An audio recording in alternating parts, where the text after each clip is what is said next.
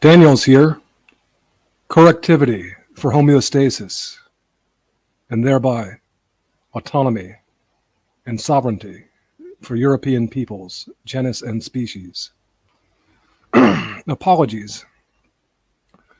My last stream got disrupted because I had too many windows open. It shut down when I tried to open up yet another in order to retrieve a comment that I wanted to read. So that's what happened. But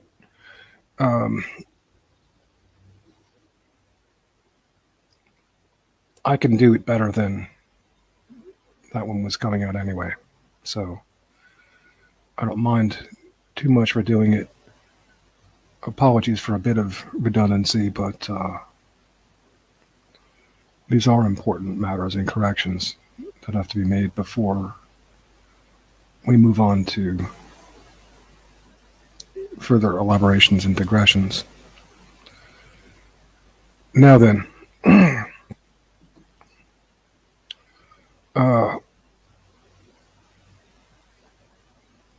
filling in some glitches from the last show. There was one at the end.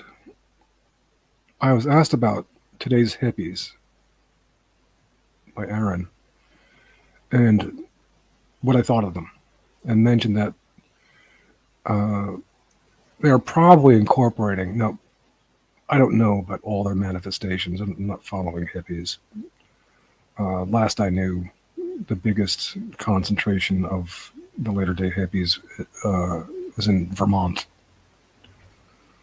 But anyway, some of the differences, one of the things that I'm pretty sure of is this sort of Rastafarian element among some of them, which would not have been there, of course, back in the 60s. Some of them wearing dreadlocks and that sort of thing. And adorning themselves in Jamaican colors and pictures of Bob Marley and that kind of crap.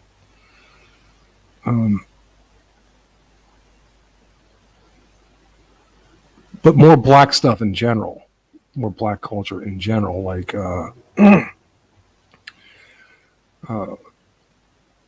coming by way of more Marxist incorporation. So Black Lives Matter, probably more of that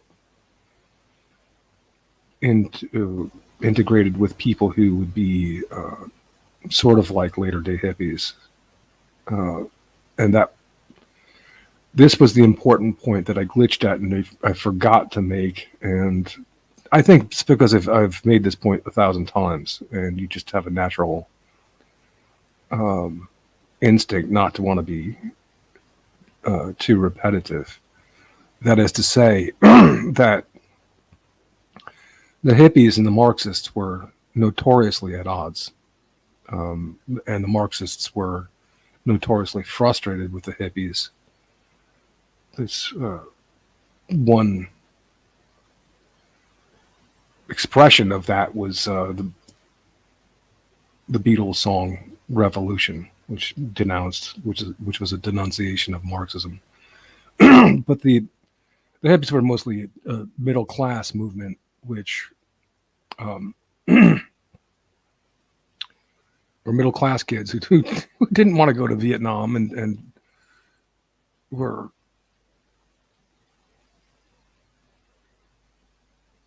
not so dissatisfied with life otherwise that they wanted radical revolution and more violence within the United States, and to overthrow the government on behalf of communism.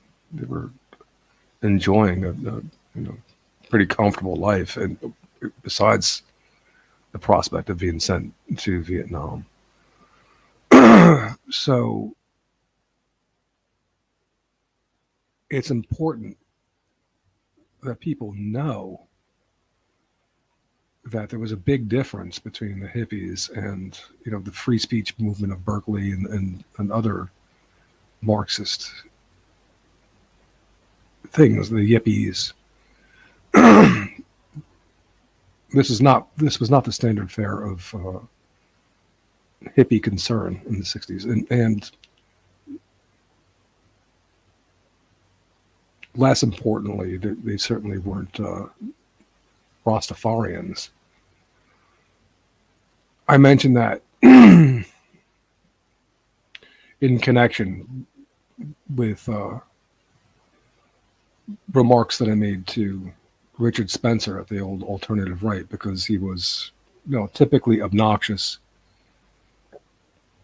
He was commenting on the hippies, and showing that he didn't know anything about them from the get-go by saying, "Oh, they had these dreadlocks and everything." And, well, to begin,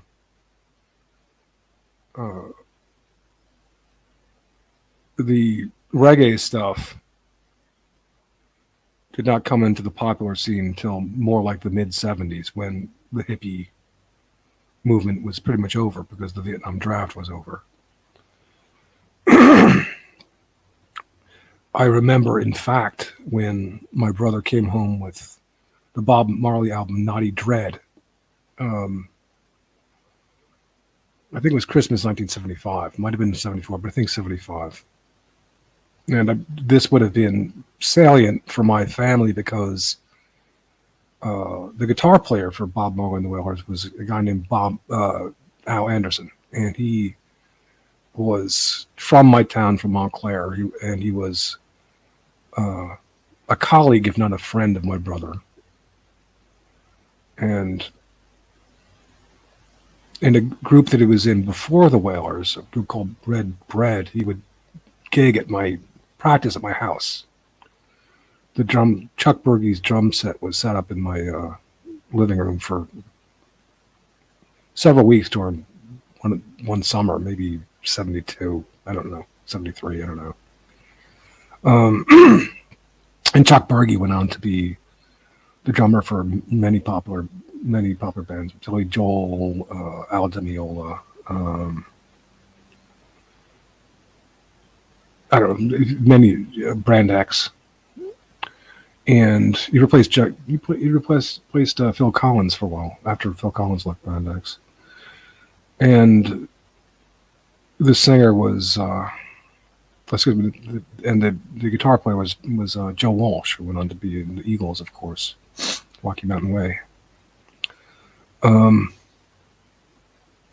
Anyway, my point is this. I knew when reggae became popular, when it was introduced into the popular culture, and it wasn't by way of the hippies. They were done. That's not an important comment, but it's just an irritant. And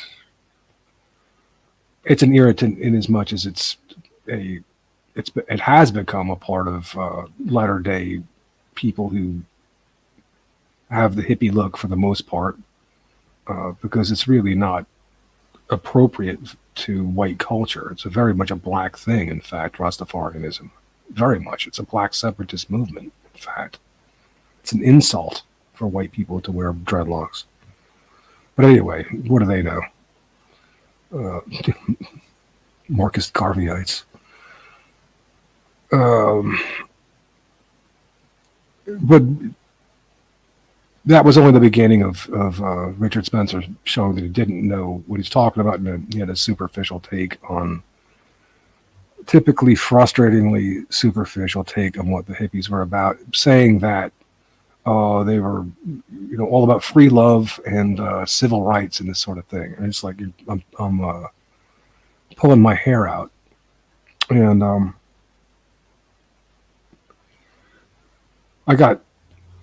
but I did get confirmation in that comment at the alt-right when I explained what it was about. That it was about being for men, and it was very profound. A Vietnam vet, in fact, confirmed my assessment. He said, "I agree. As a Vietnam vet, I can attest to most of what you say." He's talking about me.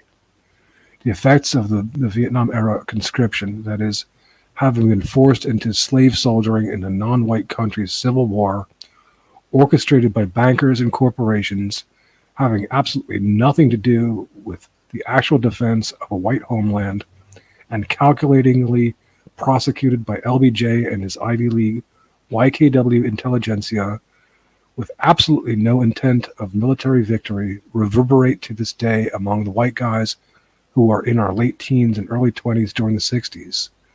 More than 50,000 of whom died in combat, many of whom were captured and tortured, and hundreds of thousands of whom returned maimed, grossly disfigured, and or dysfunctional, only to be vilified upon their return by many elements of the society which sent them. When I returned from overseas, my dropout from family and society into the flower child milieu had little to do with civil rights or free love. By the way, I do not begrudge those who emigrated to Canada to avoid the draft. And, for those interested, the works of author Tim O'Brien, who served, unquote, an extended, quote, tour of duty as an infantryman in South Vietnam, are richly descriptive, compelling, and well-written, in my opinion. Commentaries on this site, alt-right, and other threads who incessantly demand the boomers to go fuck and shoot themselves, while they themselves consider employment with the Navy, CIA, SS, or some other corrupt, terrorist, anti-white Zog organ of the new world order agenda, as though such employment would be anything more than a convenient way to escape a tough job market, do, I confess, great. Why on earth would they willingly collaborate with evil when alternatives, difficult though they may be, are available? My 2-bit rant. Thank you. Lone Jack. So there you have it. There's a Vietnam veteran smacking Richard Spencer in his face, as it should be. So it wasn't about civil rights. It wasn't about free love. I've made that point.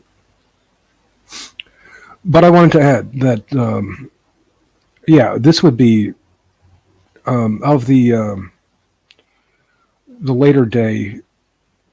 Like I said, they weren't, the hippies at the time weren't Marxists, and it wasn't about civil rights, and free love wasn't a native aspect. That was an affectation.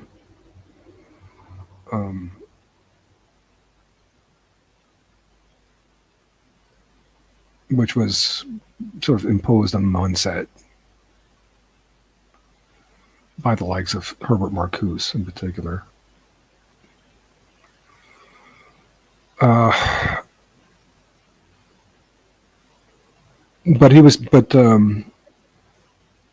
Aaron was asking me about what I think of later day hippies, and I'm not following them, but the Rastafarian stuff would be more foreign affectation, as would the extent to which they are integrating Marxism and certainly Black Lives Matter and that sort of shit. The underlying motive, however, remains to be taken up as a cause. The Dasein and Mit-Dasein for white men. And that connects with the other place in which I went wrong in the last podcast, where I glitched on the matter of the postmodern turn from Maslow's concept of self-actualization. And there's not much excuse. I should, I might have this down a little bit better by now, but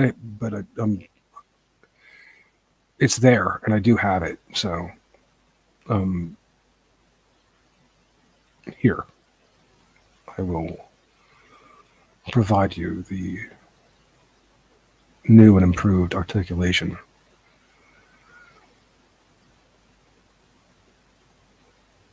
the traditional sense of self-actualization, and is shown to be central for European peoples as it was rendered by none other than Aristotle. Now, Aristotle's notion of self-actualization was teleological, observing as a seed grows into a tree, so an embryo grows into the telos of a fully mature human being. Now, Aristotle's idea of self-actualization, of course, would be superior to Maslow's, but of course, it's Aristotle, and that's Maslow. What do you expect? But in these important ways. Aristotle recognized that we're social creatures from the start, that we are ensconced in what he calls praxis, or the social world. That's inextricable, and that with that, we have as our first concern, when we are able to look at philosophical matters, our first concern is going to be, first concerns are going to be of our first priorities are going to be of a political nature.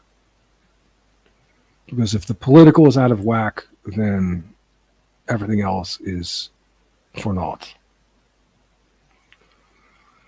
And what that means, well, okay, now we're getting ahead of ourselves a bit.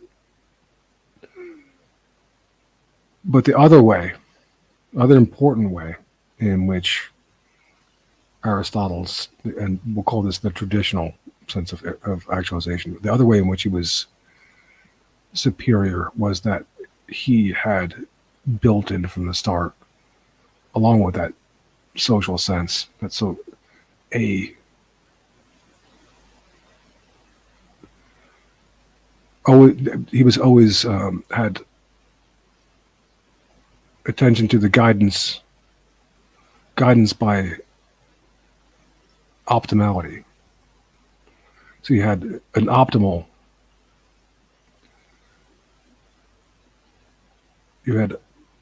optimal requirements of need satisfaction, not maximal, as in the Maslowian hierarchy.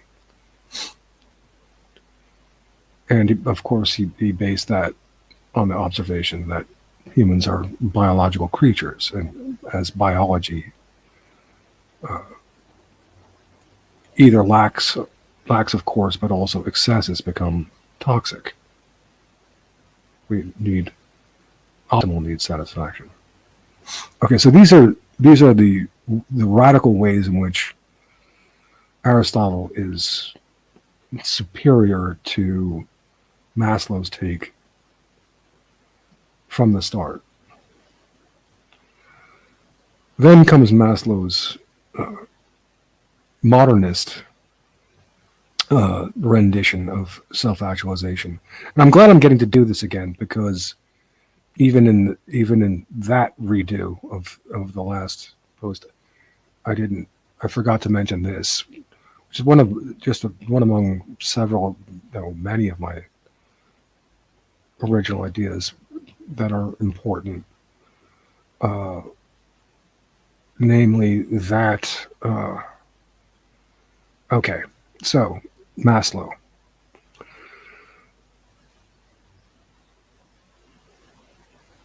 From the start, he's not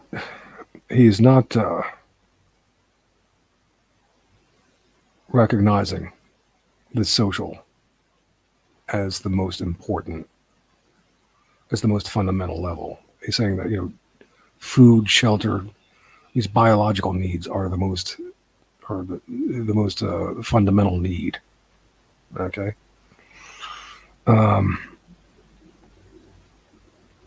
And then he goes on to say that you fill that You maximize those needs, then you move on to the next one, which would be more like safety. Then after that, you might want some friends, and after that, you might want esteem, and after that, some sort of self-actualization. It's like that, pretty arbitrary. And the whole issue of the social world is sort of furtively engrafted by the Maslowian framework. And it's lineal. You go from, quote, these biological needs to self-actualization, and it's a matter of maximization. It's not a matter of optimality. Not radically inherently built into the concern, just as the social is not like the fundamental thrust of the Maslowian hierarchy. Kind of tacks it on to be nice or something, but it's not like the main thrust. It's an individualistic thing, a modernist thing, having that Cartesian bent of detachment from the social. And worst of all, and this is what I wanted to say that I would have forgotten last time, that he's putting it into universal terms. Like this is like self-actualization, I guess, for everybody, right? This is how it would go, and this is important and good for everybody. And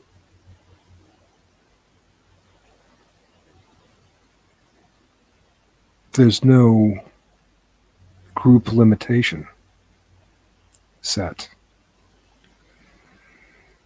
And it's not social from the start. So I wanted to grant that there might be some useful guidance in this concept of self-actualization. His student Betty Friedan, maven of the second wave of feminism, obviously thought so. She thought that feminists needed the top of the hierarchy. They needed self-actualization in order to liberate themselves from the fetters of the housewife's limitations, paying no attention to the fact that at the same time, the men, the men of the time, were deprived. Had these low grumbles. They were deprived the basic levels of the, quote, Maslowian hierarchy, and were being expected to go to Vietnam and die. No sense in how obnoxious this incommensuration was of the high grumbles, the conceitedness comparatively of the complaints of women compared to the man who was supposed to go to Vietnam and die. Well, as I said, that's the elephant in the room that was being ignored, and but there was still, hush hush, allow some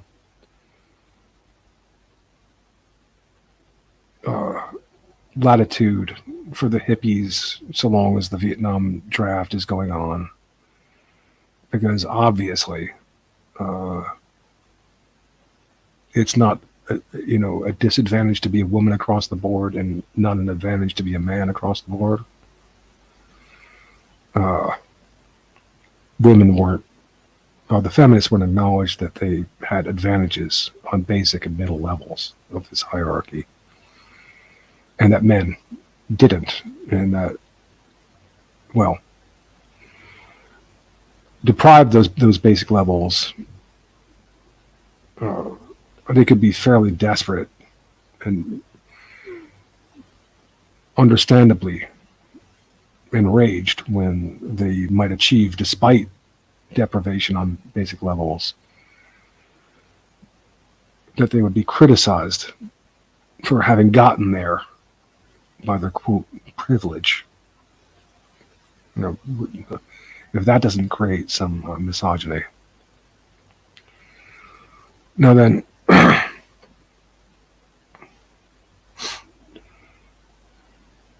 yeah, some guys would be lucky, fairly privileged, and reaching heights of self-actualization because they had their basic levels fulfilled. Yeah, and others would be desperate and overcompensating and prone to aberration of themselves and in the implicative force of the quest of actualization, whether it was from desperate men or just from the hubris of the lucky men. They would be rupturing the social order, or that would be one contributing factor. This whole conceited human potential movement of the boomers, this modernist thing, antisocial thing. And then the feminists getting onto that while not acknowledging that there could be good reasons why men were on top of the hierarchy in tradition. Some just deserved it. Others were reserved it in compensation for the fact that they had to make sacrifices, like going to Vietnam.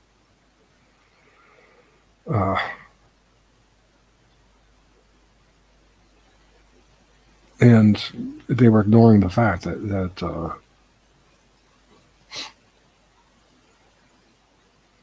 men were undergoing greater stress and sacrifice on the basic levels, and not acknowledging the fact that that women were, routine was good enough for them, and routine is an important part of life, and it can be very enjoyable in addition to being necessary. Now then, again, I was saying that you can violate a woman's being, I suppose, if you're willing to risk it, and it happens, but it's a very big taboo even now, more so then. But guys being was so disrespected, their intrinsic value was so unvalued that they were being asked to go to war that was of no clear and imminent danger. Anyway, that's not what I meant to talk about, to elaborate on.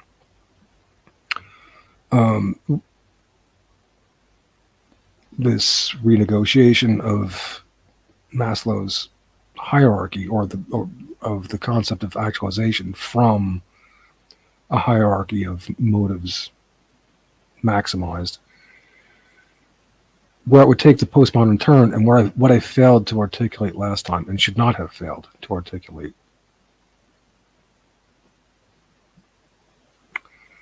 was that the postmodern turn would enhance Aristotle's setting of the concept of actualization into socialization right from the start. It would ensconce this concern into what I call the unionization, and what the social unionization, what Heidegger would call Mitsein, being amidst your people from the get-go.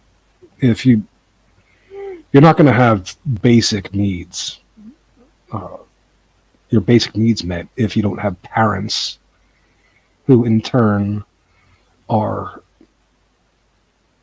not in a situation secure enough, involved in a social network which provides a literal food chain and borders, and boundaries protecting enough to protect that resource management.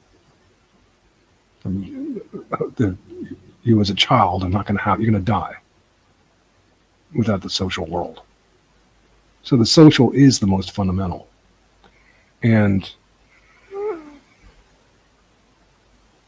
I don't see any real reason to disagree with Ram Hare, when he says that he recognizes two real, unavoidable distinctions.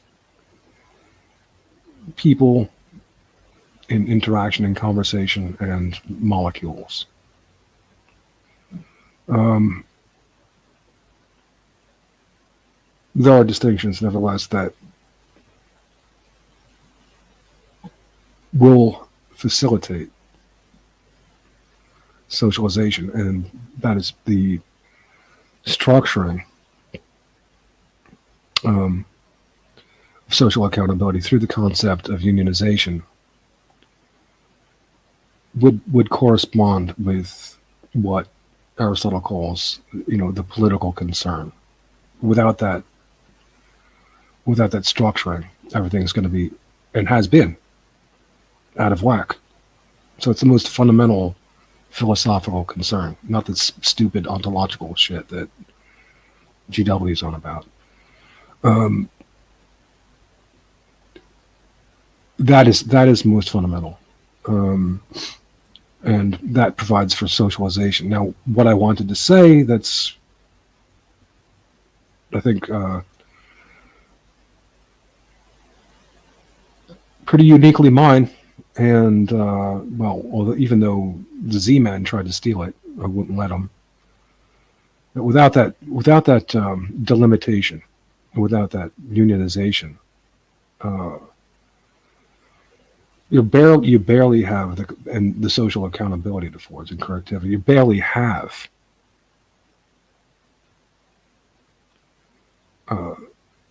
anything like socialization, because then you're off into the modernist universal concept, and if just anybody anywhere is your social, and there's no boundaries between people as social groups, the denominator is going to become lower and lower, and more animal, less social. I suppose it will still be a bit social, but enormously reduced in social elevation. And that's creating all sorts of problems of modernity, which has famously runs roughshod over important differences between people with its universalism. And this is where, a Maslow would be going badly wrong, and what is in need of serious correction with a postmodern reconceptualization, a white postmodern reconceptualization of self-actualization, reincorporating the better aspects of the traditional Aristotelian view, reinforcing the social from the start, ensconcing it, and recognizing that everything else is futile, is for naught, if that social isn't in place. Even recognition of your self-actualization. Well, who would you be doing it for? Who would whatever. In the American case, it's quite the abyss, and that concept of actualization would just play into the Lockean Cartesian rupture of classifications, which are social boundaries, right?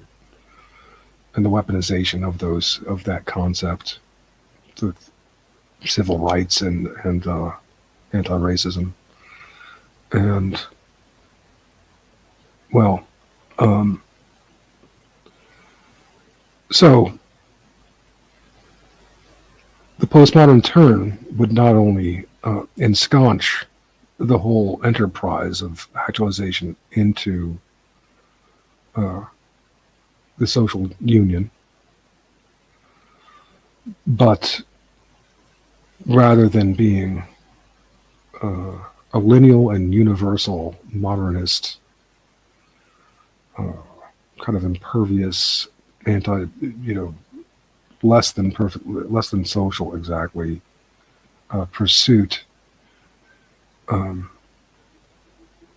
maximizing one level after the other, it would take the hermeneutic turn, the postmodern turn of the concept into a circulating process. Not exactly a circular process, but a circulating process, attending to fulfilling the optimality of various needs in this, for a homeostasis of the individual and the society, moving from, one time your concern, of course, is being, like sleeping, for example. Another time your concern is for a project among your folks, being amidst your people. Another time it's your concern. I kind of introduced these, and I have yet to see any reason to change this. Another time you're going to be optimizing engagement in routine practices.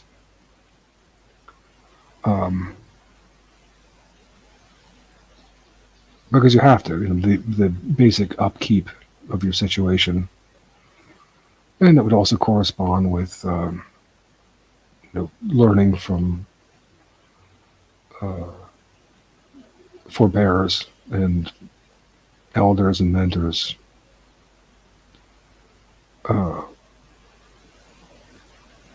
Things basically, though, that for the most part anybody can do. And with that, on that same level, in other words, at the level that just about anybody can do, the normies, would be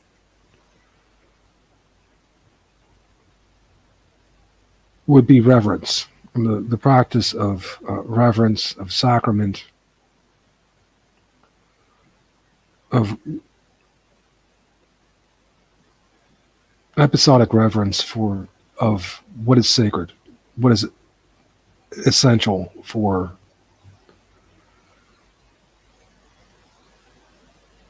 our people, engagement with that pattern which is worthy of respect and reverence, handed down from our forebears, and hopefully to be extended through our children and grandchildren.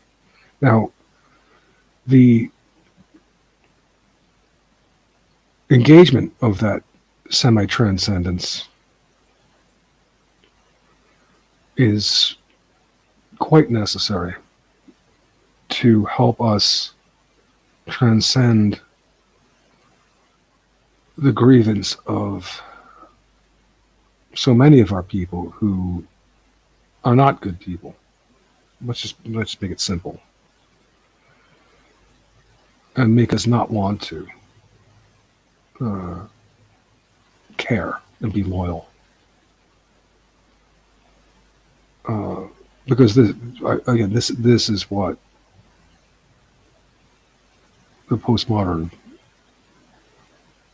project is largely about, is bringing us back to, from Cartesian estrangement into what we care about, our relative interests of our people, and our subjective interests, which are going to be more reinforced by our own people. But we also need that transcendent connection through hermeneutics, through narratives, through stories which connect to the historical facts.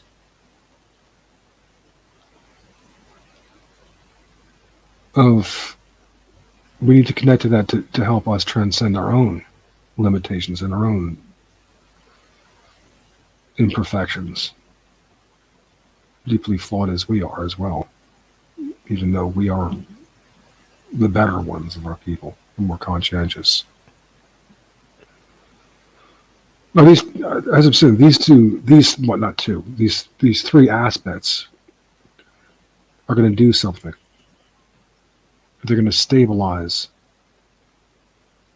only our pursuits.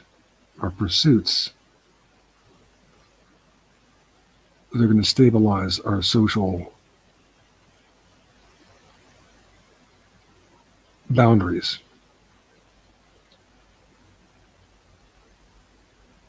And prepare us better, ground us for self-actualization. Because I'm not trying to suggest that it's not our people are. It's our nature to be ambitious and to try to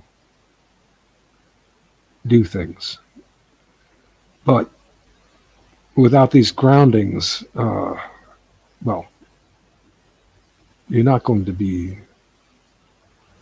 as well prepared, for one thing, but also you are going to be prone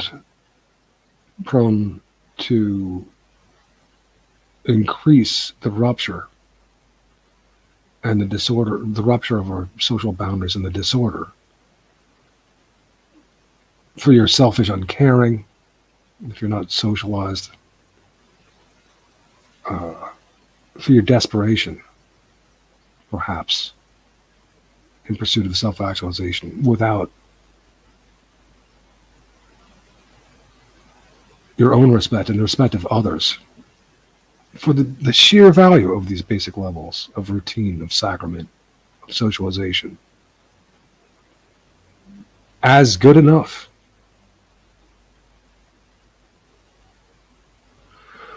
But when you have to pursue these, quote, self-actualization,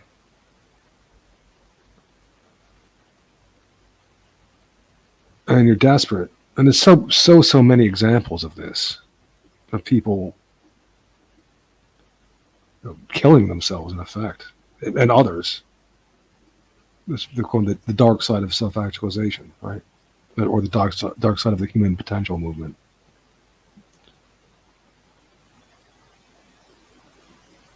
The imbalance of it, the toxicity of it, the reflexive effect for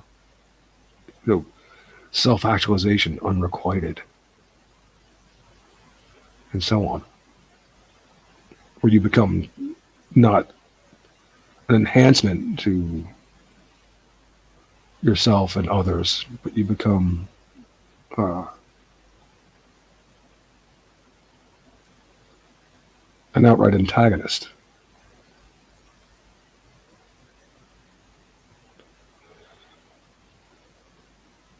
So this ensconcement in the social delimitation, social accountability that afforded, and the correctivity afforded, and the homeostasis, which is a process, a circulating process, is it not? And the agency that we find there, the coherence. This would be what a postmodern turn on Maslow's hierarchy of motives. This is what it would entail, that sort of thing, and this would of course, begin to correct and heal some of the destruction and disorder of late modernity. Not only begin to help to organize our people, but to as we are accountable for ourselves and to ourselves, we can begin to coordinate with others.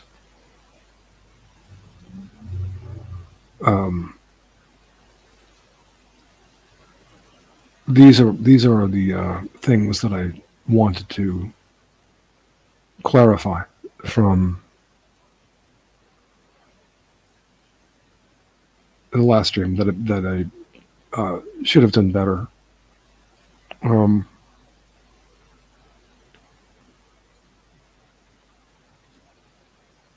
Okay, but you see, it is connecting to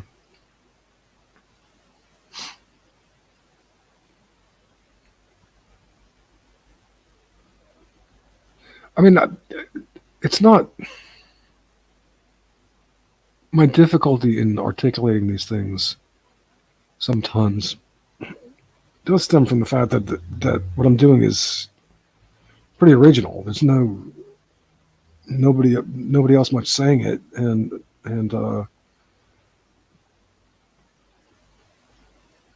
not getting a lot of reinforcement either.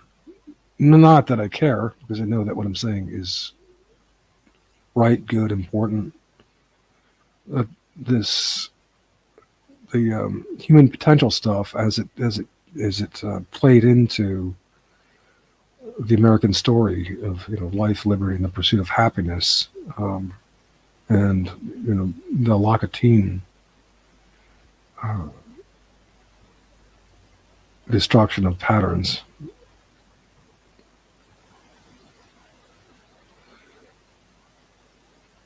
All very important to get right. Why and what was being done, what was supposed to be done with postmodernism, needs to be understood. Okay.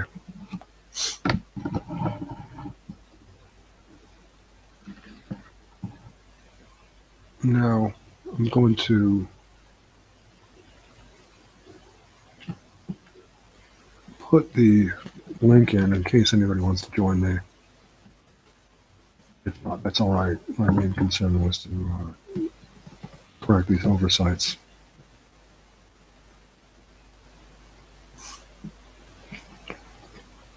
I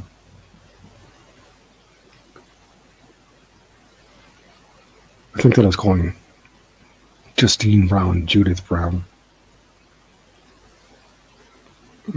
She was the one who had her big tilt with hippies, and was so delighted when Ed Dalton was teaching his 2-year-old daughter that hippies are bad. Why don't you elaborate a little further, Ed, that they were supposed to go add to the 56,000 boys who died in Vietnam so that they could be good. Goddamn idiot.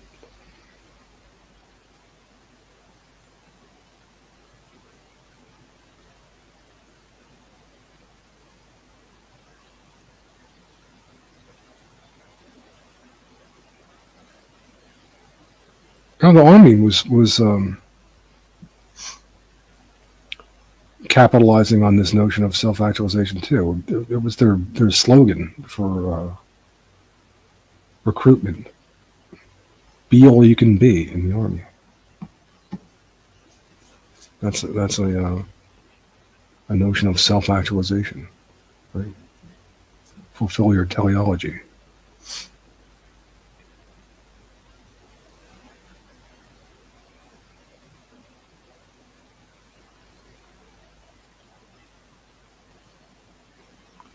There's the link. Again, I hope that Per Norden, Mirth Baron, and Snorkel Blog will will join this weekend, perhaps others. I am eager to get this show on the road, but just for now, I'm shoring up a few things, mistakes of my own. I will commit oversights largely because, well, it's a natural thing to not want to burden people with repetition. So that's one reason why I'll sometimes just kind of forget things, leave them out because I've said them before. But also, I can take things for granted because the overall framework is there. So it's just a matter of reaching for things and pulling them up when the turn for their consideration comes up in the carousel, in the hermeneutic survey, so to speak. Like I said, I'm a bit concerned that people are going to think that I'm like a hippie and like totally committed to everything hippie, and this is not at all true. But I said that in the last stream. I don't have to belabor it. I've never heard a hippie who has, except maybe this lone jack guy. But for the most part, none of them have anything to say that I want to hear. To smack David Crosby. Neil Young, too. So it's not that. I'm not telling people they should dress that way. They don't have to like that music. I do. The music, anyway. Not necessarily the lyrics. Though I'm tired of it now. Enough of it already. That's not the point. The point is the essence of what they were manifesting, and the fact that essence, which remains important, intrinsic valuation, and right to be, to exist, to live, for white men in particular. Now, you may say it's weird to emphasize white men, but again, the being of women, at least traditionally, the being of white women has been respected enough that it was quite the taboo to violate. It could be done, it happened, but you were violating a big taboo. It's being violated even more now than ever. Now, there's an argument to be made that women aren't quite so secure on the basic levels. Partly their fault too, for their liberalism, for their opening, their insistence on opening the boundaries.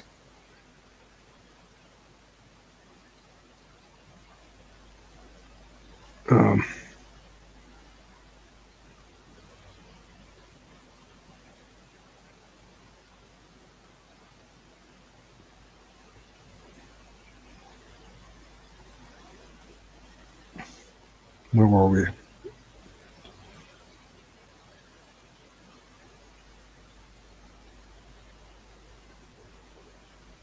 No, we've got some people here.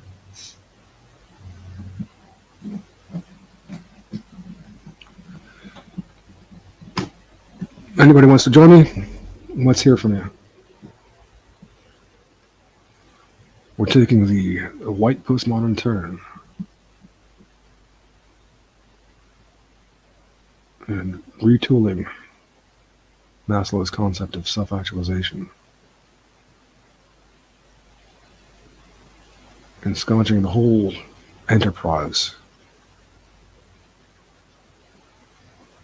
into a social unionization.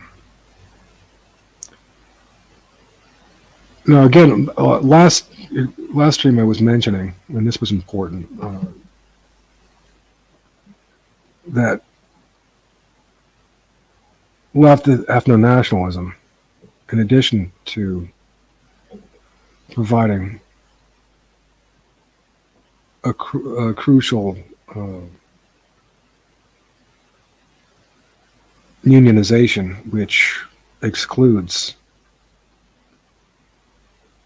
the means of infiltration and subversion and easily manipulated rigidity that third positionism would introduce. Also, white Muslim woman is here. It also does the same thing, covers the same ground that third positionism might claim at its best, that it's neither communist nor capitalist, nor pure capitalist. Well, this white left ethno-nationalist platform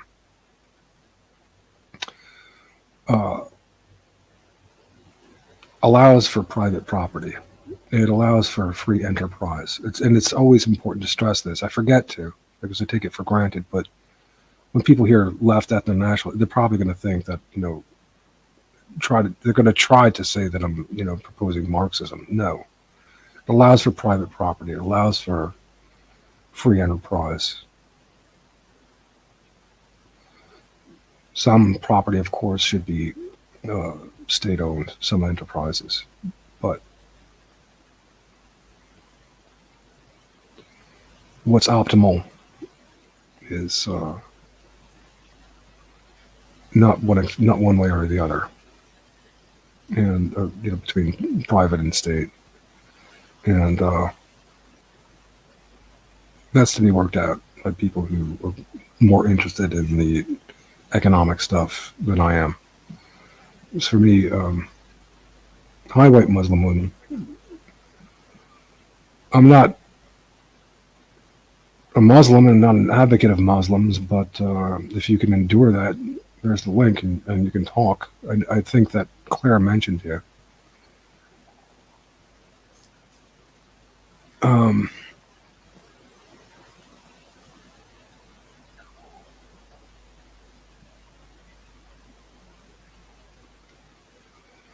So third positionism doesn't have that on us as well, and we exclude the extremely negative right-wing aspects that it would be tending to introduce. I asked last time. The link is there. I asked last time, have you ever seen someone who's touting third positionism who isn't sympathetic to Hitler, bordering on obnoxious, or Jesus? Who's Betty? Is it Betty Friedan? That's right, Conops. Let's try Betty first, because I'm probably going to have to. Hi, Betty. Baby, I love you. Okay. Hi, white Muslim woman. Oh, yes. Are you Claire's friend that she was talking about? I think so. Okay, and she says that you are a housewife from America. Oh, Right? I'm hearing things in double here. I don't know what's going on. That's because you have your YouTube on. If you all have to do is just mute your YouTube. You don't have to turn it off. Just mute it, and you won't hear double. I don't even know how to do that. Well, you could you could close your YouTube or mute it, one or the other. If you go to YouTube, there's you'll see a a bullhorn looking thing, and you just press that and you'll see, and that will mute it. Or just close the YouTube window. Oops. I guess you'll come back.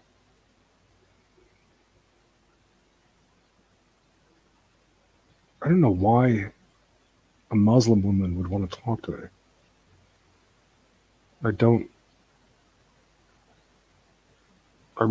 I have almost no interest in Islam, except how do I keep that stuff away from me?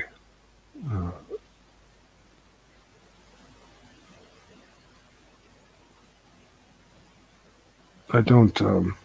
I mean, you have the bombings in the stadium bombing that killed how many people in England? I forget. There's so many instances I forget about it. Was it 22 people killed at a concert? Was it in Manchester? And then even real got in my craw was the Bataclan thing. Now, okay, there are inciting factors, but to go and slaughter people, inciting factors in the sense that this guy from the group, was the Eagles of Death or whatever the hell they were, was playing in Israel and saying that he loves Israel and all this stuff. But even so, you go and you slaughter a bunch of people in France who are attending this concert. I'm sorry.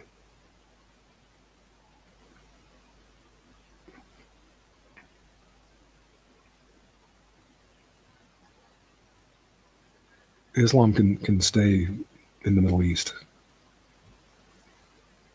This is not a religion for European people.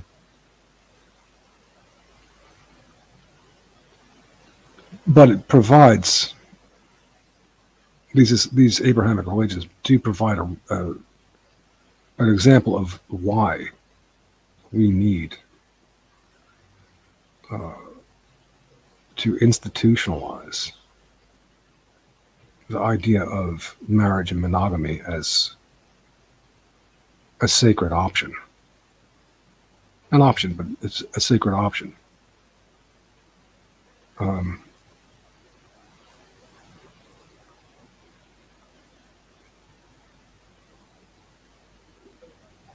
So that they don't come across as the only serious and conservative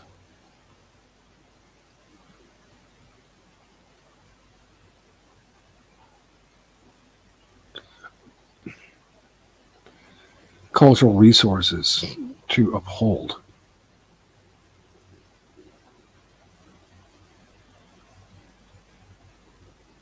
These all-important concerns,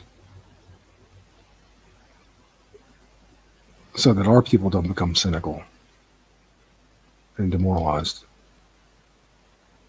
bereft of that institutionalization, and see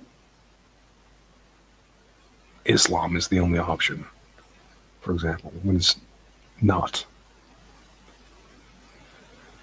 But we would have a big advantage in treating that as a sacred option, not absolute obligation. Some people don't have to be married. The important thing is that we have borders and boundaries, and that the non-married stay within our group. And if they don't want to, they don't have to, but they can't impose their transgression upon us. But we would have a big option, a big advantage over Islam, for example, in that we include the sacred respect for monogamy and marriage, and we demand that option be taken seriously, reinforced by social incentives and support.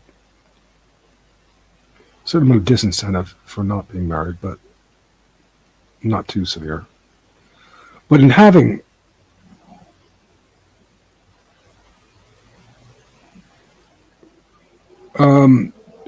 you don't know how white Muslim woman, you don't know how to mute your YouTube.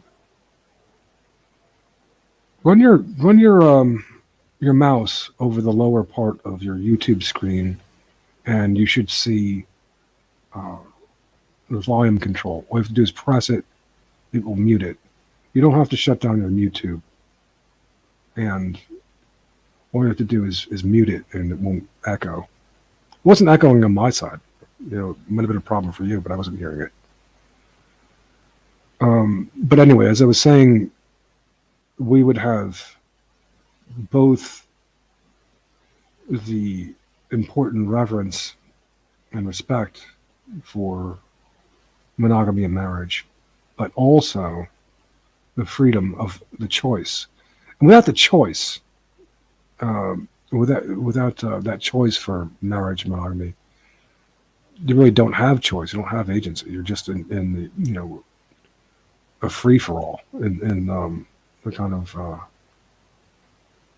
sort of law of the jungle situation. But we have the choice to not be. I'll be with you in just a second, white Muslim woman. We have that choice to be unmarried and single, and that would be a freedom that's all right, a liberty that's all right as well, and hugely appealing for a lot of people, and a big advantage over Islam for us. Okay, here we go. Hi, Hi, how are you? I'm okay. Hmm. So what brings you here? Claire said I might enjoy listening to your show. Aha.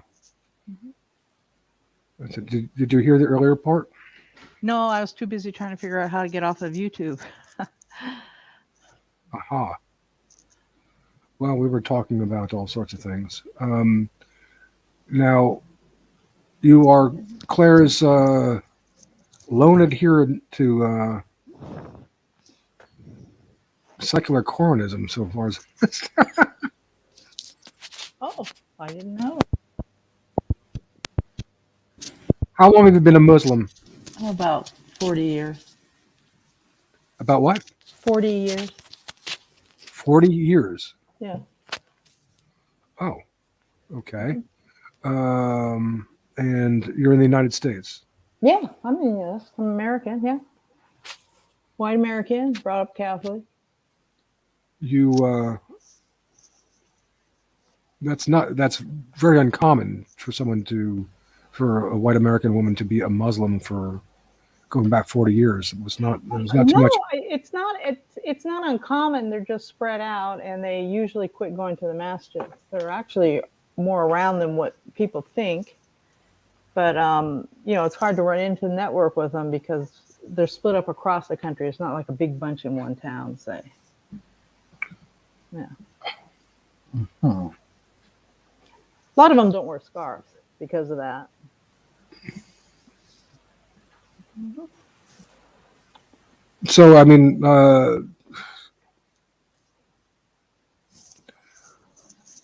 Mm-hmm. have you been confronted with prejudice? Sure. Quite a lot. Are you down south? You sound as if you are. No, I'm not from down south. I'm from California. Aha. What part of California? Well, I don't want to get into all my super duper personal details. I've already been doxxed online one time and all this. Well, California's pretty big. Yeah. Southern, central. I don't think it's gonna. Well, I've lived in both areas. I've lived in the state, so I was born in this state, and I've lived here until now. So I've lived in several places in the state. So I lived up north, and I've lived down south. I'm always interested to know. So you've been there quite a while. Mhm. You must have noticed what is probably not a good change in the state over those years. Is that true? You mean if I notice this turned into a liberal nightmare? Sure. Yeah. Mhm. Well, I guess you could say that Kind of about. hard to miss it. I guess you can say that about Islam is that it's an alternative to liberalism, isn't it? Oh well, no. There's a large number of Muslims that are liberals. Liberalism, they march down to the border and sing towards the open border stuff with a bunch of pagans and things. I mean, there's Well, a big it is secular push okay. in liberalism within the Muslim community. It's a huge one. Well, it is a universal religion, so that's quite possible that would correspond. I'm sorry, I couldn't hear you. It is a universal religion, so open borders would not necessarily be. Oh, that's ridiculous. Open borders. Why? What's the Well, point of of open course, it's borders? well, of course, it's ridiculous. But what I'm saying is that it could be a policy that would not trouble Muslims in as much as they are a universal religion. Well, I have a problem with it. I can understand that too. Yeah, I have a big problem with it. I'm not. That's really playing into the immigrant agenda. Having open borders like that, they're coming here to make this country what they want it to be. Yeah. I mean, that's not my idea of a great plan. I mean, that's not my idea of what this country should turn into. Well, it's not necessarily only their plan either. It's Well, sure it is. They want. no. Wait. Let me say what I meant to say with that. It's not only their plan. It's also there is La Raza and Reconquista, but there's also people in high places who are planning this too, who Well, are sure, facilitating them. That's what I'm saying. sure. Yeah, there's people letting them do it. That's what it comes down to. People are letting them do it. So, Now, you said you were originally a Catholic. hmm that's why my mother was Catholic, so she put me in a Catholic church. That's what she did. I I did the communion, but I didn't become confirmed. I never actually Me, joined the church. me too. I'm the only one in my family who didn't get a confirmation. I was hmm did communion, but not confirmed. hmm Same year. hmm I didn't take the classes for confirmation either. No, me neither. Yeah. So anyway, so What's the point? yeah. What do you want to talk about? Is your husband? Well, I guess your husband's a Muslim, Sure, sure he is. and you have kids. I had kids. Yeah, they're adults. Okay. And what do you think about people who want no part of Islam? Someone like myself, who I when Okay. I'm not It doesn't bother me. okay. And I suppose I'm not going to go around trying to deproselytize you either. But hmm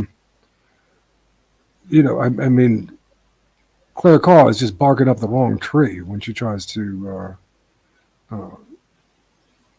impose that stuff here, because it's not going to Well, I happen. think it's an interesting. I think it's an interesting idea she has. I never heard of somebody have the idea quite like the way she does.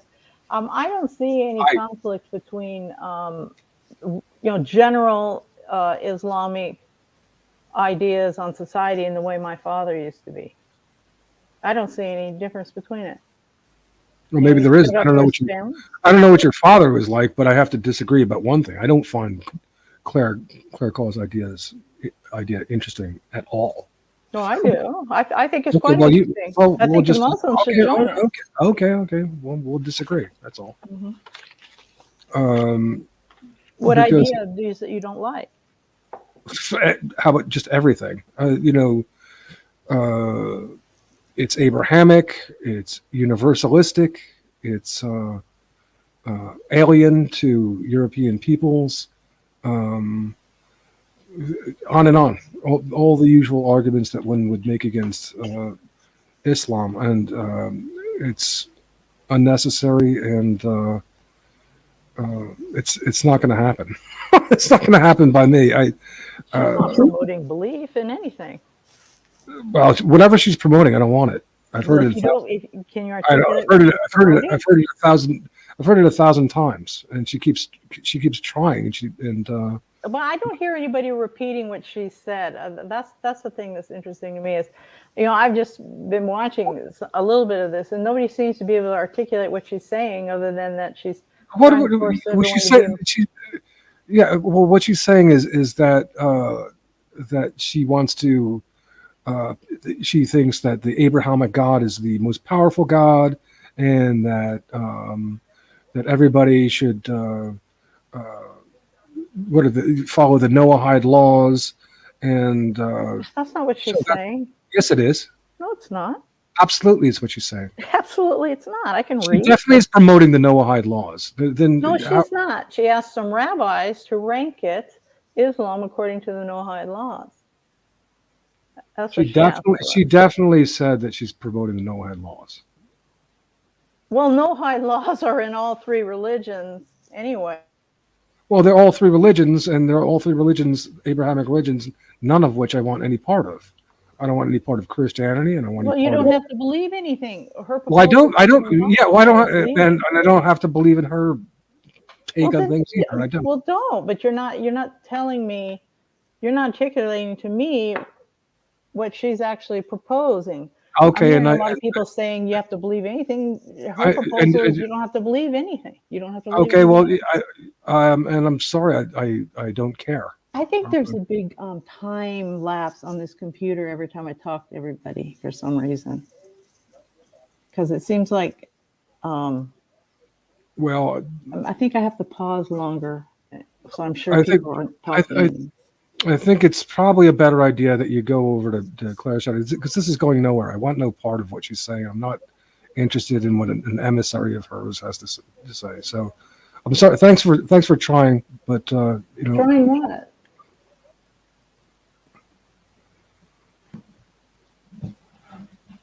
I'm just not. Really, I'm not interested in talking with a Muslim who's trying to promote clericalism of any way, shape, or form. I've talked to some Muslims who are not like trying to promote their religion somehow, and that's fine. That woman is intelligent and is worth talking to, and there was even a Pakistani guy who called me once, and he was quite reasonable. He told me that talking to Claire, that's like talking to a brick wall. And it's true. But this trying to tell me that I don't understand Claire Call, should understand her, should care what she has to say, like I haven't talked to her too many times. I always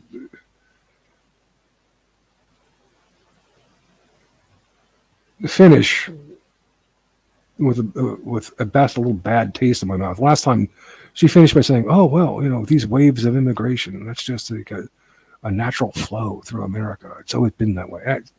This is not what I don't need to hear this crap.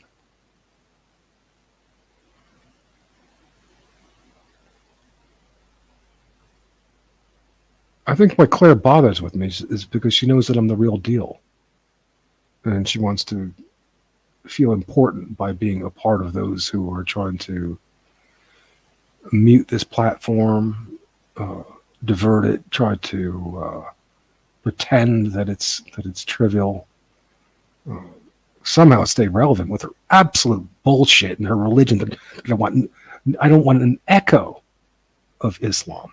Just never been interested in that sterile religion. Nothing of it. I don't care. I'm not going to hassle people about it. I feel bad when I think of someone like Amanda, the nice lady, but really, it's irrelevant to me. I explained already. It's just it's not necessary, and it's a universal religion which is engaged in terrorism against our people. Now, I understand there's motives that Zog and Operation Clean Break have engaged in these wars, which have been totally destructive to Muslim peoples. This is not with my approval or anything like my fault, and that there's been blowback as a result of that. I understand that, and still, I'm sorry. Drawing a cartoon of the prophet should not be a death sentence. Going to a concert of some guys who performed a concert in Israel once or whatever, and are Christians, it should not be a death sentence. These kids at the Bataclan who were slaughtered one by one in the most personal, disgusting way. This is even in a sense worse than 9/11, because it's like they hunted them down individually. Or that what was that Manchester Stadium bombing, or on and on and on. What is this?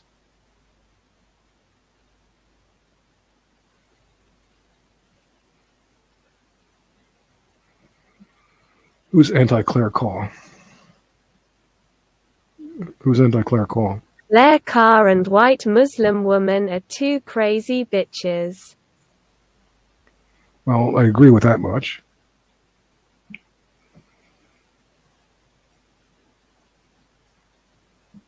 Categorical imperatives. I'm disappointed that Daniel did not talk with white Muslim woman a little longer. Nah. Categorical imperative. Shouldn't white Muslim women be allowed to respond to these accusations against her and her religion? No. I'm not. This is not. If you think that this is a debate platform, you're wrong. Claire might want to treat it that way, but this is not what it is.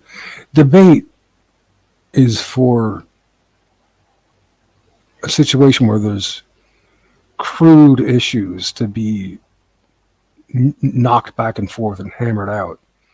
This platform is largely settled. It's not for debate, it's for elaboration. I don't need to debate Islam.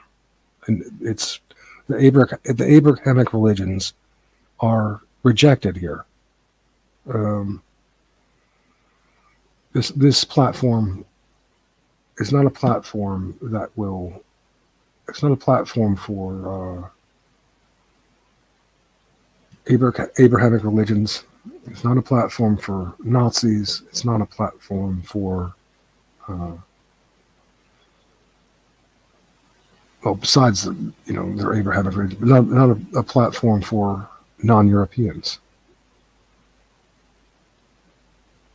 It's a platform for the advocacy of our people.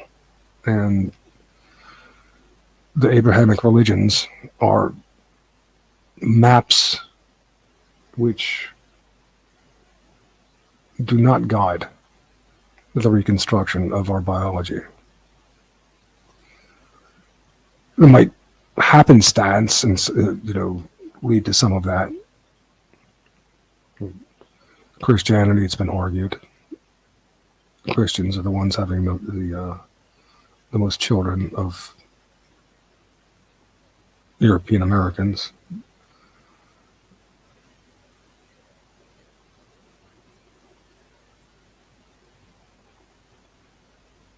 But it's incidental. It's not in the text saying that you must stick to your own kind. And one piece of evidence of that is though the I think it's the Mormons that are having those children, they are becoming a great deal looser in terms of intermarriage with non-Europeans. Is this a platform for Mischlings? I will talk to other people, but it's not a platform for the conceptual inclusion of Mischlings as a part of our advocacy group. No, Elliot. I would talk with you, even though,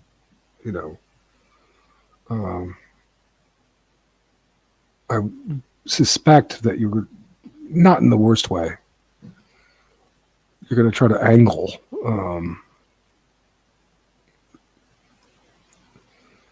try some angles, sort of soften the border, as when last time you said you tried to sort of this quote based Italian woman who said that everything went wrong when the Beatles came to America. Well,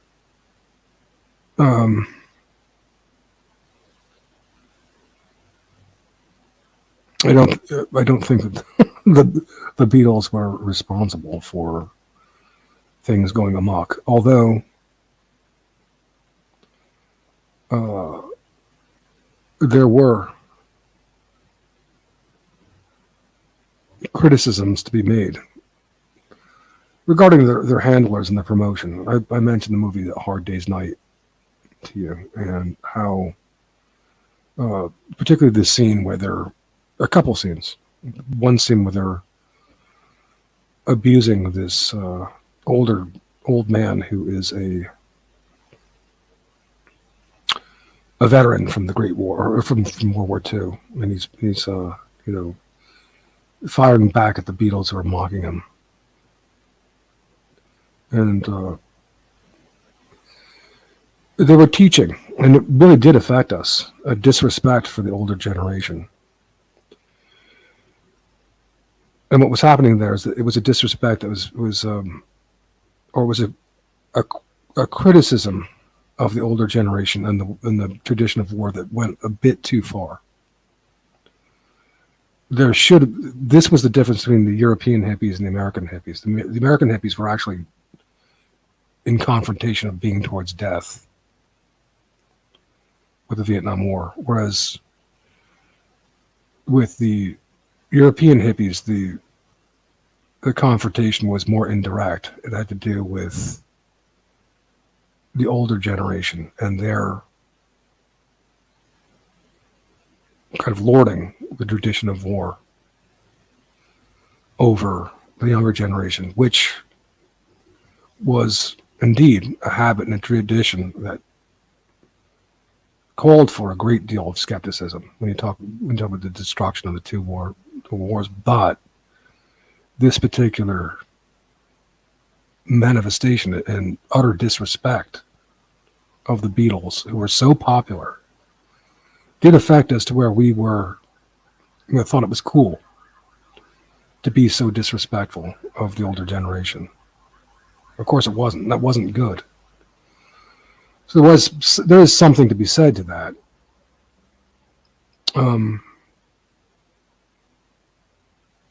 Yeah. But that's, and that goes along with the general ineloquence that I was talking about when it came to none of them were articulate about these fundamental motives. Certainly not John Lennon.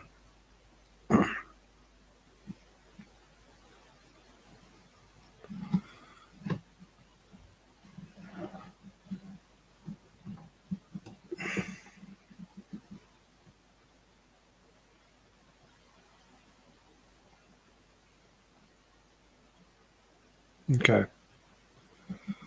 White Muslim women went away, and it's just as well.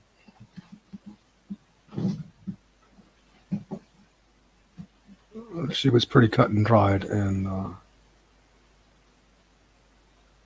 I'm sorry, I'm just not interested in her perspective. It's not something that I'm looking to foster. I mean, I think that we set grounds for coordination enough. It's like I told her, look, I'm not looking to persecute you, and she said that you know, she wasn't going to try to proselytize me. That's enough.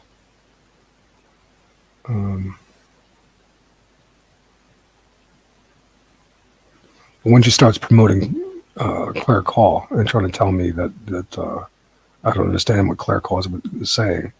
Claire Call said 1,000 times that she's promoting the no-hide law. What, the 7 no-hide laws?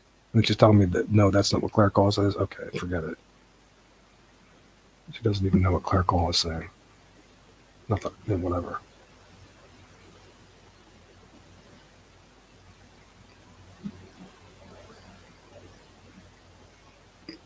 Okay, there's the link. We'll have 3 minutes in case anybody wants to talk. Otherwise, then I'm going to shut it down. I corrected what I needed to correct from the last stream.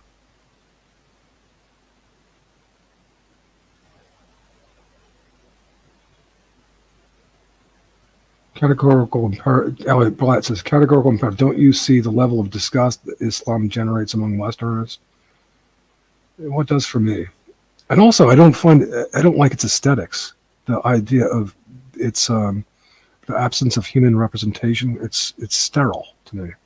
These geometric forms and stuff. I don't like that.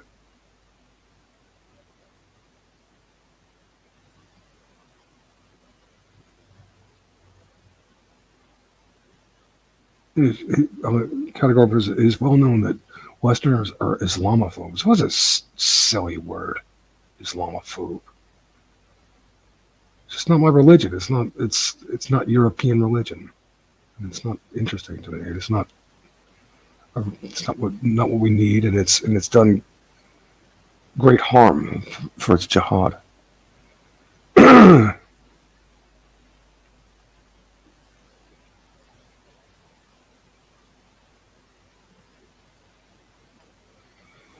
Oh, it says that was a true story that it was saying I had no agenda. Well,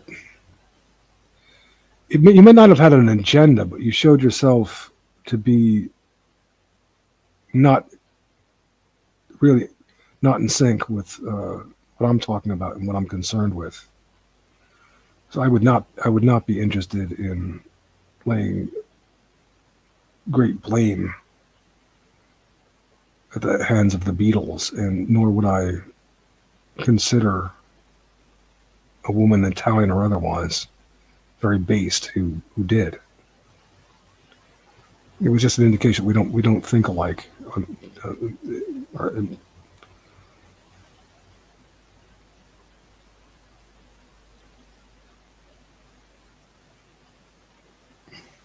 Yeah, the aesthetics of Islam are atrocious. It's a shame that they've taken over Hagia Sophia. They shouldn't have that. Maybe Richard Spencer is right about that one. We should retake Istanbul. Retake Turkey.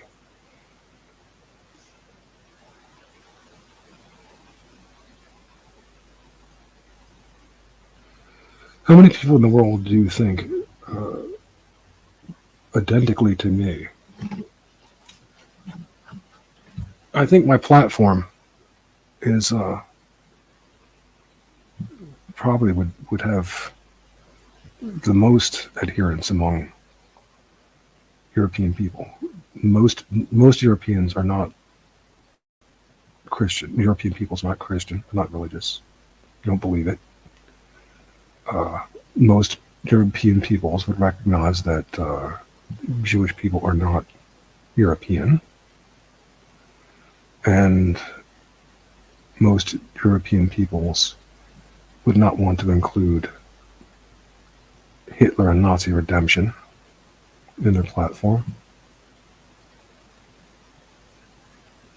And most European people would probably agree that we should have the right to protect our peoples and preserve our borders. So I think a big majority would be in agreement with me. And I think that non-European peoples would even, say that's perfectly valid, because it's a non-supremacist platform, a non-imperialist platform, not proposing to lord ourselves over and exploit other people, not proposing to kill anybody, it's certainly not genocide. Are concerned for our human ecology and for pervasive ecology. And because of our own structuring of social accountability, we are able to manage ourselves and therefore responsibly coordinate with other peoples.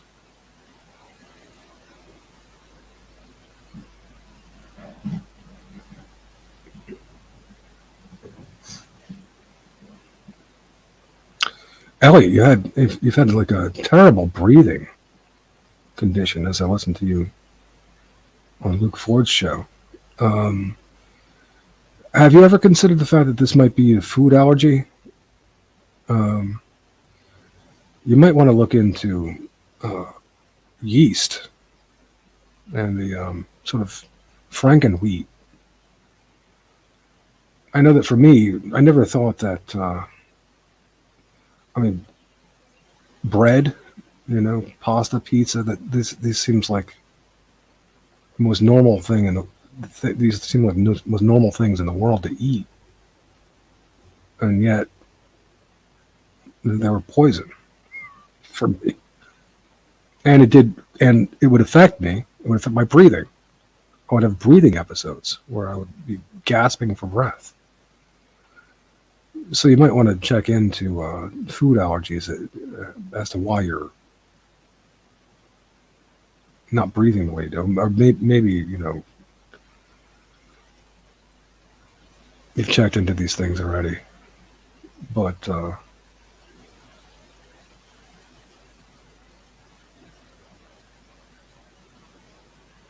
you sound in pretty bad duress at times with your breathing.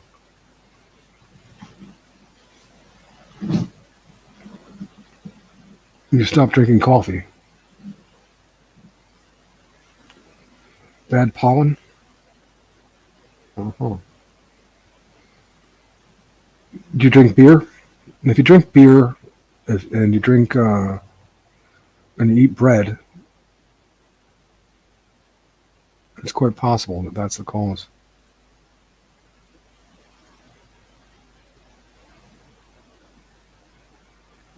Also, if you drink wine, sulfites.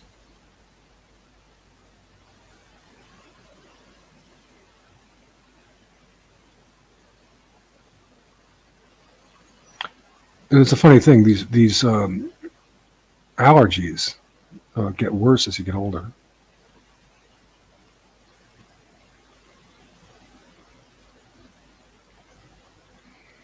Drink a small amount of beer. Well, let me tell you what. I used to drink this beer called Chimay, this Belgian Trappist beer, and I loved it. It was the closest thing to cocaine that I've had besides cocaine. Not that I did cocaine that much, 20, 30 times, like I said. But eventually, I don't know what it was. They changed the wheat, frankenwheat. I drank a small one of those, or couldn't even finish it, and it almost killed me. I was on the street, doubled over. Just all my concentration had to go into trying to breathe, gasping for breath. So humiliating for people to see me like that on the street. So, my point is that even a little bit of beer, if you have an allergy like that, can be too much. It was a small beer. Another case of a beer of that sort that I only had a few sips of, didn't finish.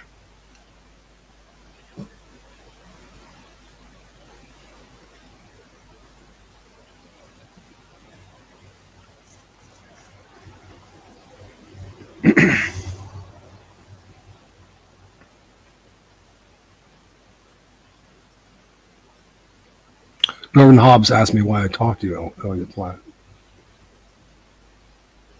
You should be honored.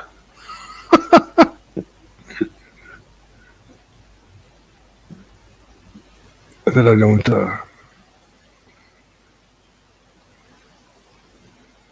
usher the Michelin on his way.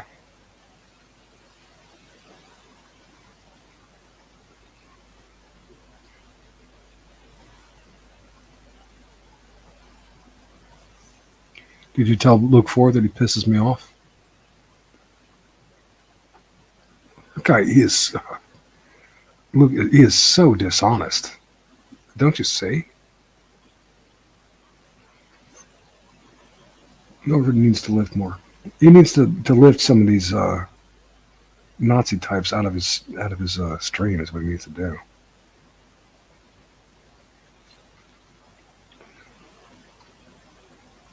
It's a shame because Norvin is talented. He really has. He can be very sharp, and he's able to negotiate some conflicts quite deftly.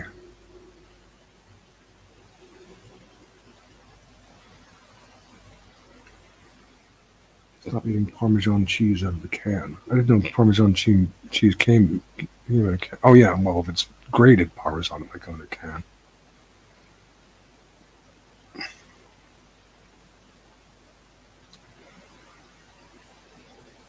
So you're there in San Francisco, and you're waiting for the revival of San Francisco. We had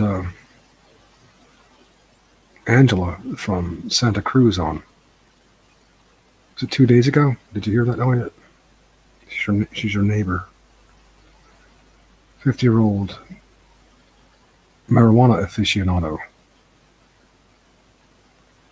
Talking about all the strains. Particularly likes White Widow, she says. Has a kid, 29 years old, and a grandkid, 2 years old. And grew up in California, Santa Cruz. Always loved it. Now doesn't, because of all the development, the housing development, and overcrowding. Now wants to move, but doesn't know where to. She was a nice lady. I'm not into marijuana.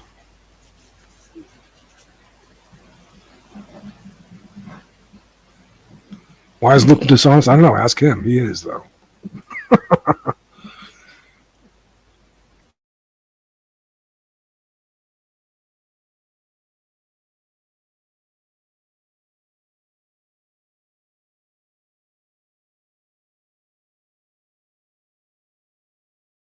He's always saying that everything is the fault of the peons if they don't like what's happening. How could you possibly not like society? How could you not possibly understand that these wonderful elites who got there through their high IQ and merit?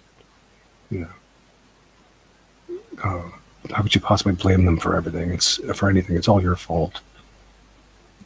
And it's always like that's always his angle. It's very dishonest, and he's just always like kind of he's playing more and more of these reverse angles of the concerns of the goyim, particularly the white male goyim. Like I said, the last show. I'll give you an example. I knew when he said he was going to talk about miscegenation, I knew that he was going to say, the real problem there is white guys going with Asian women. I went onto the campus of UCLA and I see all these nerdy white guys with Asian women. That's the problem, if there's any.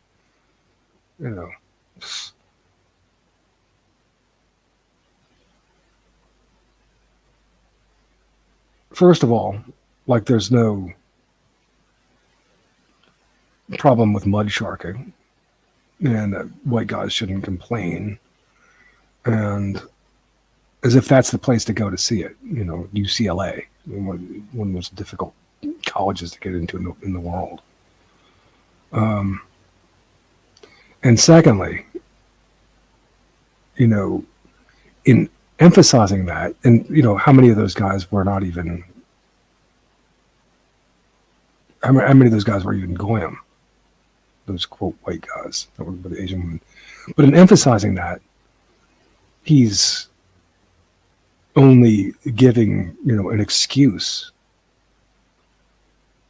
for, you know, the white women down in the lower ranks below UCLA to go mud shark.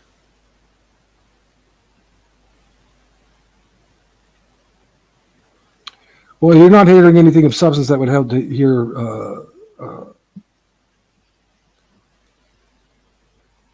would help white people. Is this show waiting for a particular guest? There's been a lot of stuff that helps white people hear white Muslim women. So you're not particularly observant. I'm not waiting for a particular guest, but I didn't find the way your angle was headed encouraging. So this show is probably not for you. How about that? Just go to Claire Goss's channel.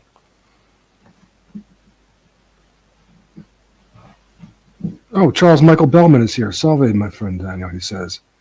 Did you hear me read your poetry? I liked it. I think that Bellman's a white name. Even though we only have one N there. But I appreciated your poetry, and I was sorry that I didn't read it. If you want to come on and talk, Charles, you can. If you're too shy, that's all right too. But your poetry was neat. I'm glad you like the DNA Nation. Salve is the greetings of the Italians use that greeting. Salve.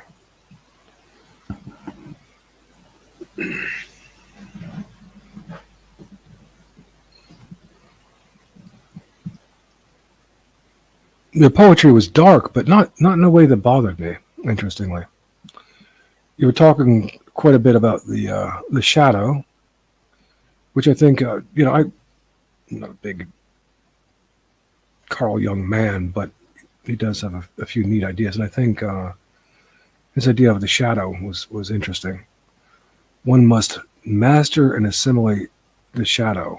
In other words, one must become sufficiently terrible. One must master and assimilate the shadow, the dark side of one's personality, if the ego is to triumph. One of my favorite quotes from Carl Jung. We want peace, we want tranquility indeed. We are longing for it, the darkness of each endless fall, the shimmering light of each ascent. So many are alive. Oh, that's like a buoyant ocean, who don't seem to care. Indeed. Casual, easy. They move in the world as though untouched.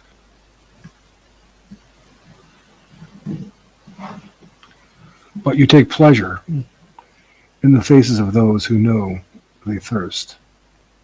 You cherish those who grip you for survival.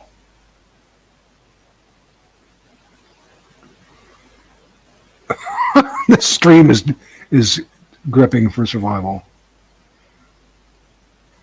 We no longer have white Muslim women here. That's fine. Let her go to Claire's thread. And we don't have Elliot Blatt here any longer. That's fine. We are not dead yet.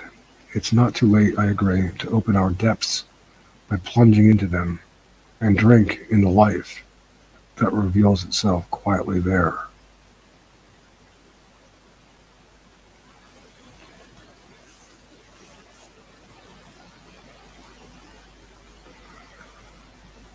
It sounds to me like one of two good things is going to happen through your participation, Charles. Either through your poetry, you're going to help bring this particular stream to a nice poetic ending, put a bow on it, or if you want, you can join me for a chat. Maybe it's better to remain reticent for now. It strikes me as your preference, but I did know you did say that you support the DNA nations concept, and I took note of that. That's important.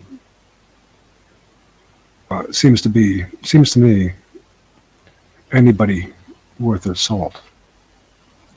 But there's nobody worth their salt, except for you and a few others. That makes you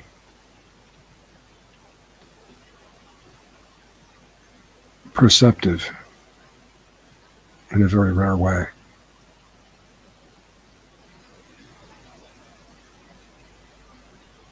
Still, I'm not discouraged. I feel like I've done what's done. I mean, Philosopher-Cat's getting thousands of views, I suppose, and she'll read your astrology for you. I'm not saying that hippies are destructive for their new age stuff. Oh God. And she would prefer Christianity.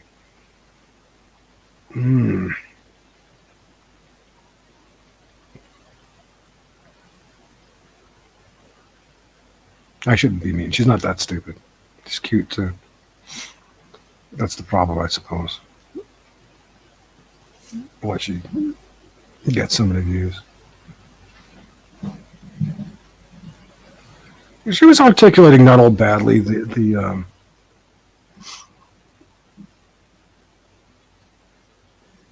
problem, what it takes to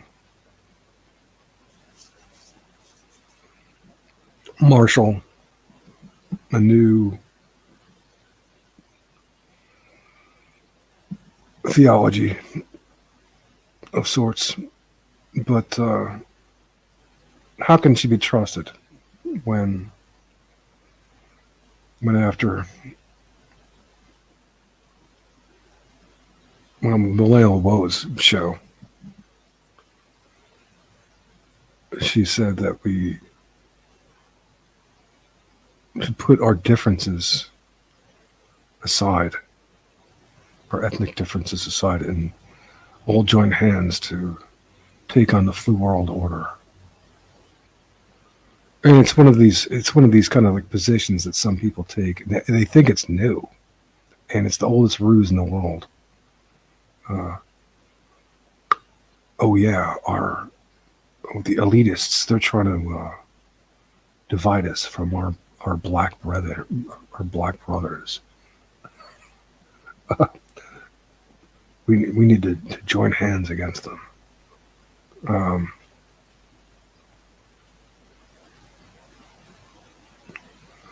I mean, you can see just the merchant rubbing his hands together.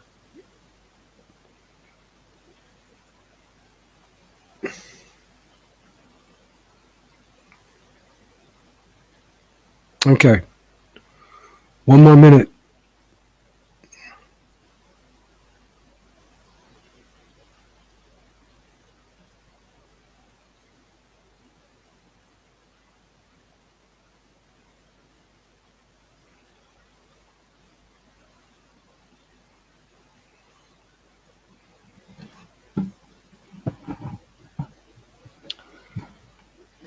Again, thank you for your poetry, Charles.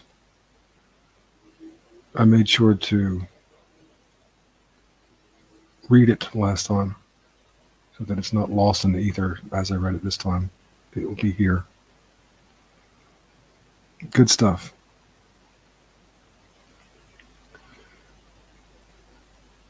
There were times when I latched on better than I am right now, into how it is that Heidegger was saying that poetry is more like thinking, but it makes sense in a lot of ways, more like thinking than science.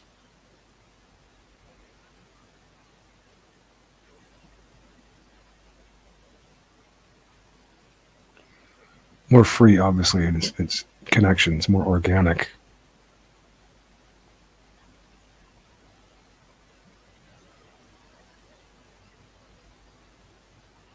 Liberated from rigid logical requirement, and free.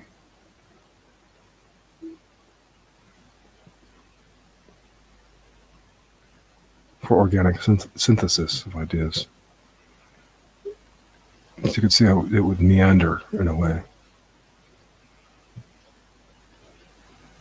In conformity to the requirement of circumstance and attendance in survey to necessary concerns.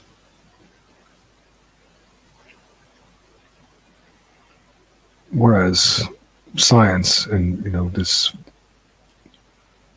its logical procedures would be a bit impervious.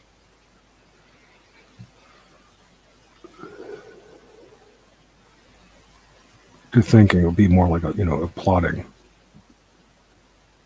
You're following the rules that are given to you in a sense. You're not really thinking.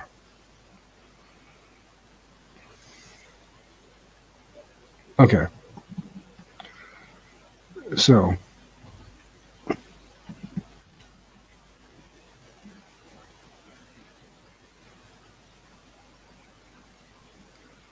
one more time, reading Charles Michael Bellman's last poetic offering here for the day. We are not dead yet. It's not too late to open our depths by plunging into them and drinking the life that reveals itself quietly there.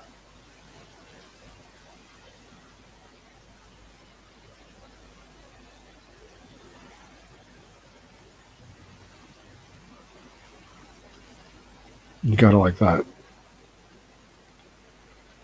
Thank you, Charles. And with that,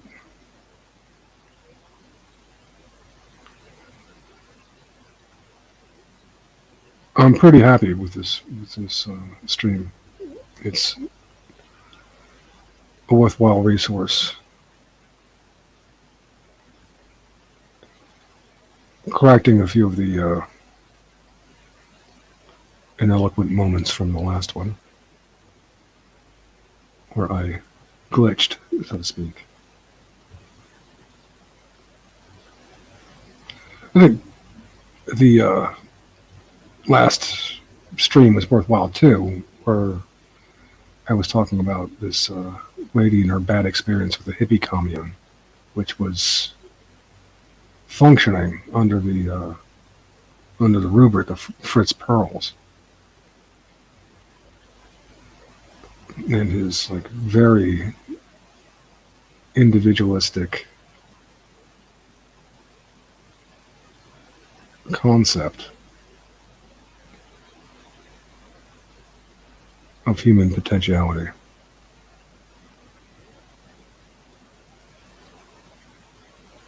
And Ed Dutton teaching his 2-year-old daughter that hippies are evil. Literally used that word. Hippies are bad. Totally ridiculous.